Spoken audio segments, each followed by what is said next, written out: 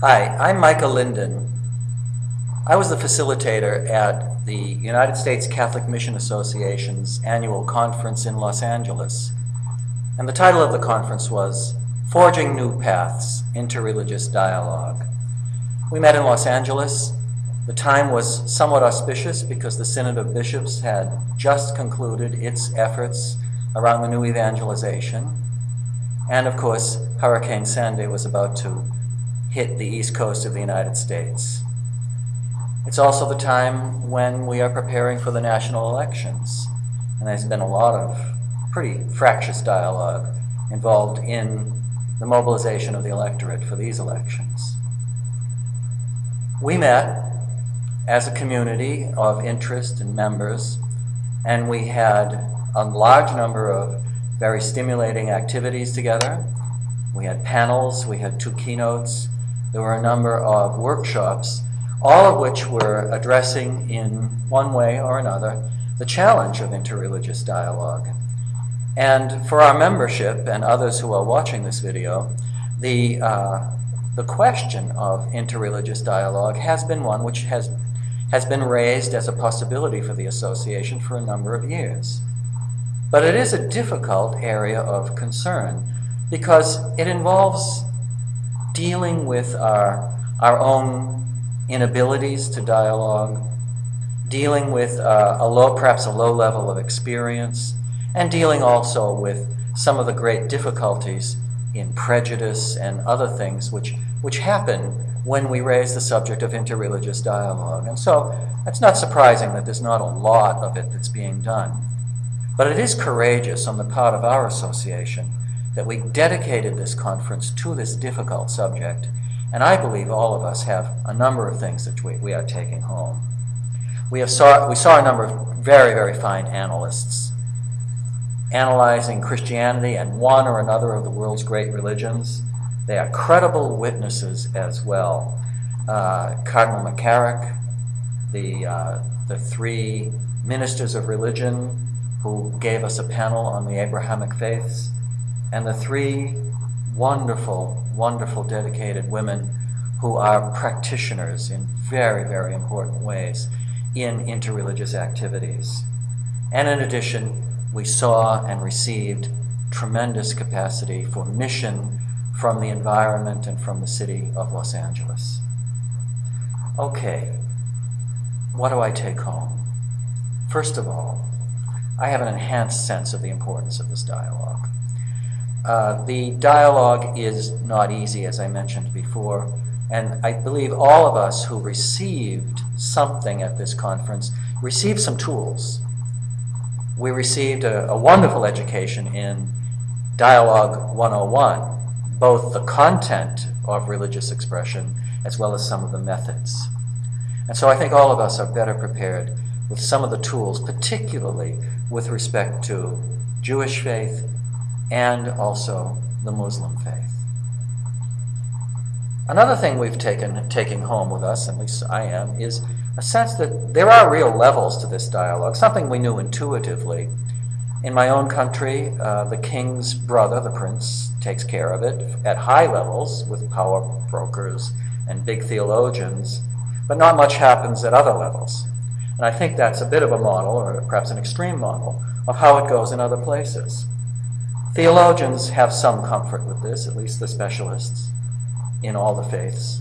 But practical activity, prayer, pastoral work, joint action, social justice, these are all open to interreligious activity, and these are all open to us as Catholic Christians to learn carefully how to participate in them.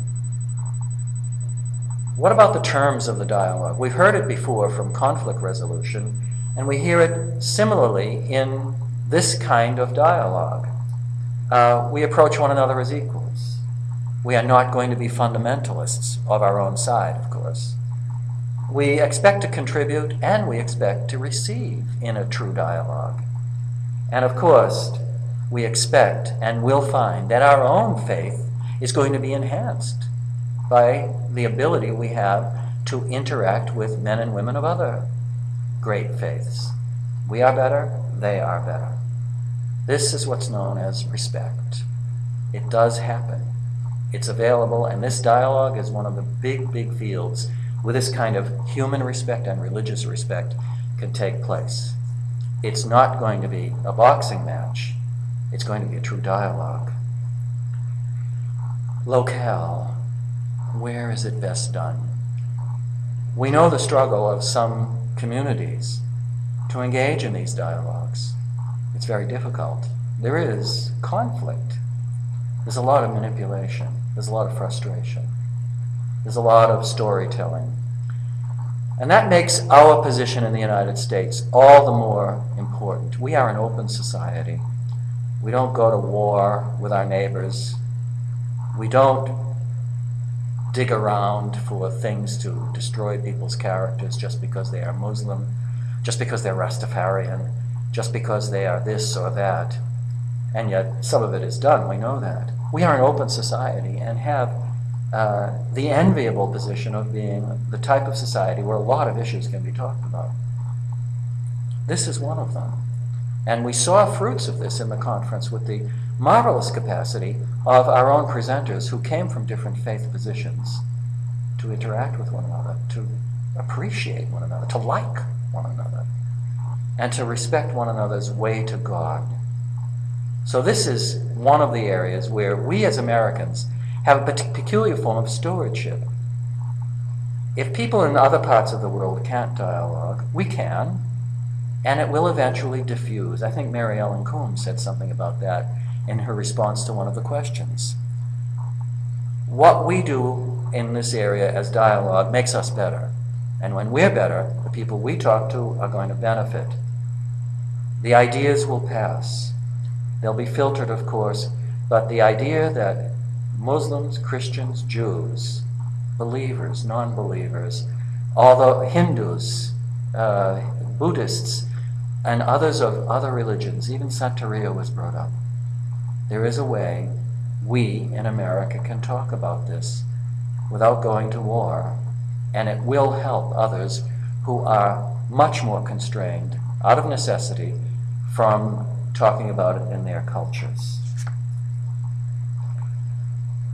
There is something that has been really moving me, and it came from Cardinal McCarrick, a man of the 20th to 21st century, a churchman of the highest order in our community, who has spent his retirement from the episcopacy in struggling with these questions. And he goes to many dialogues, and he participates, and he advocates.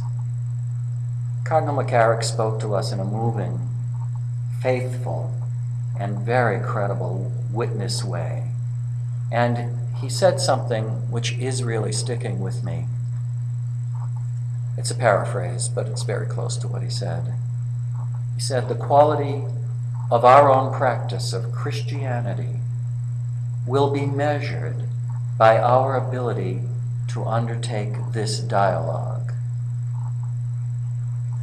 That's a high mandate. It's a mandate by a man who's 82 years old, who's had a life full of ministry and responsibility in our church. It's something I've got to listen to.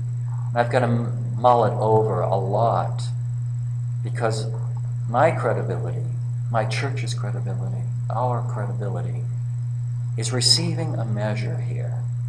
And it's the measure of God's need to engage in a mission with those who believe in Him. And despite the plurality of our faiths, I believe God is telling us that there is a radical unity to this practice and sentiment of belief, and all of us can work on it. So thanks to the members of the association, and thanks to the executive who put this conference together, and let's pray that all of us may have the tools, the willingness, and the capacity, and some of the blessed opportunities to engage in interreligious dialogue.